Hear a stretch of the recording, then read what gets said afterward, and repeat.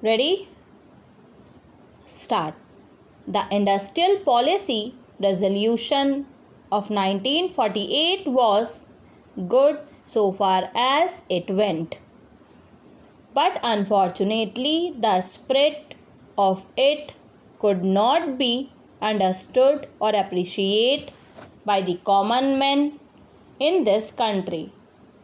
So a new orientation of this policy was given, and the Honorable Prime Minister, after his return from China, publicly declared that the future policy of the country, or rather the future pattern of society, will be the socialist pattern. That was further emphasized by the resolution passed at the Awadi session of the Congress and later reiterated by Shri Devar, President of the Indian National Congress. I am very glad to say that the spirit of it has been caught by the nation today. If I may say so, the nation has taken up the challenge for securing the socialist pattern of society.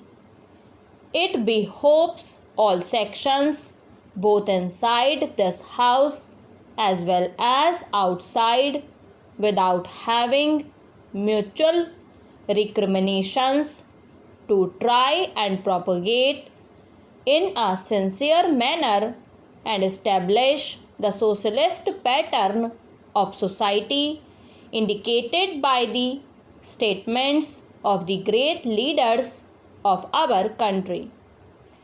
It may be relevant and pertinent if I refer to a few sentences from the memorandum presented on the 4th June 1939 by our Prime Minister, who was the chairman of the All India Planning Committee, which came into existence when there was provincial autonomy in the provinces.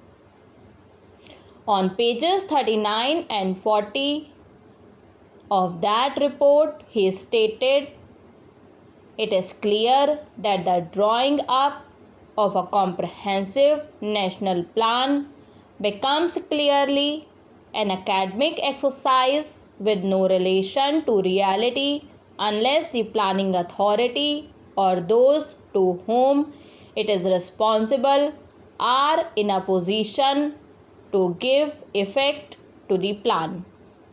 If this authority is powerless or circumscribed or restricted and has limited activities, it cannot plan.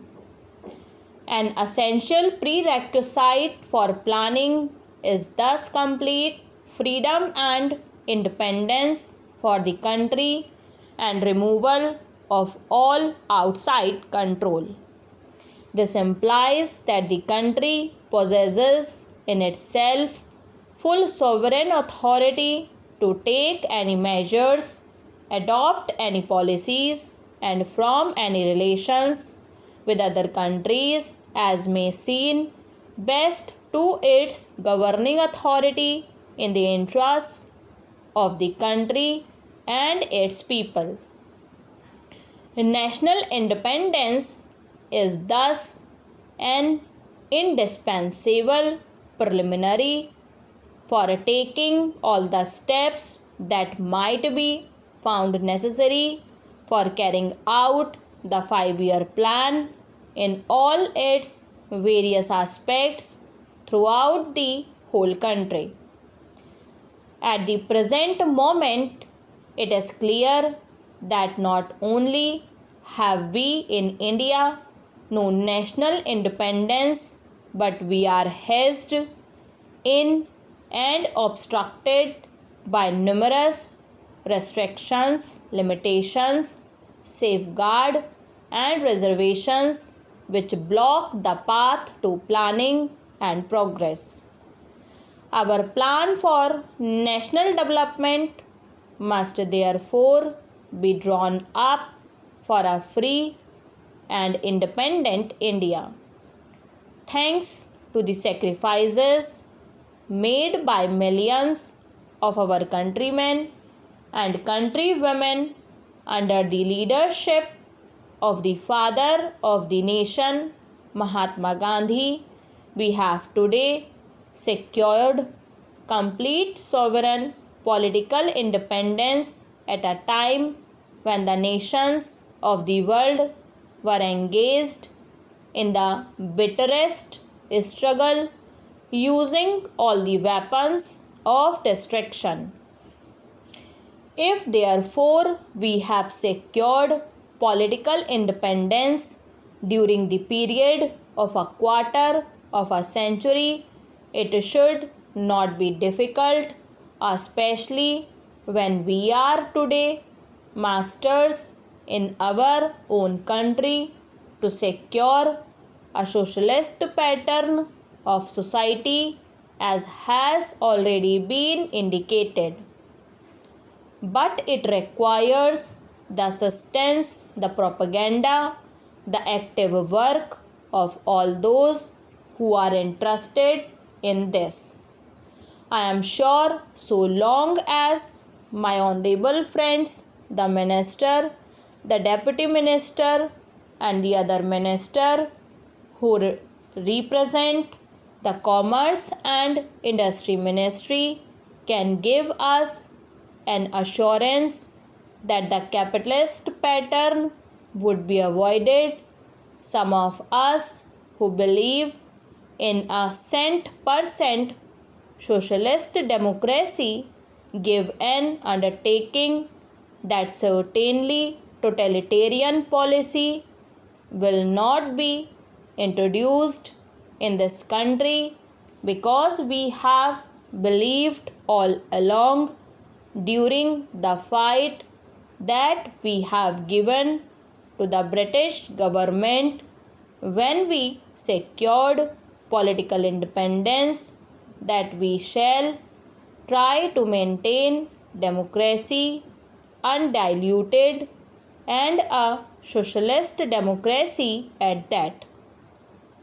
I am absolutely certain that in this country of ours, liberty of thought, liberty of speech and liberty of action will be guaranteed to every citizen to express his views in the manner he pleases. I therefore assure my honorable friend that so long as we do not, in the garb of a socialistic pattern, support a capitalist system, India will stand 100% for a socialist democracy. Now, luckily for us, the fundamental rights of the Constitution have declared that a citizen would be assured of many of the social amenities which will give reasonable comfort from the womb to the grave. But mere enunciation, as I have said many times, will not satisfy the common man unless the saying is put into effect. I am absolutely certain, therefore, that so long as there is a determination on the part of our countrymen, we will be in a position to secure a socialist pattern of society. It is not even possible to draw up a plan on any other basis.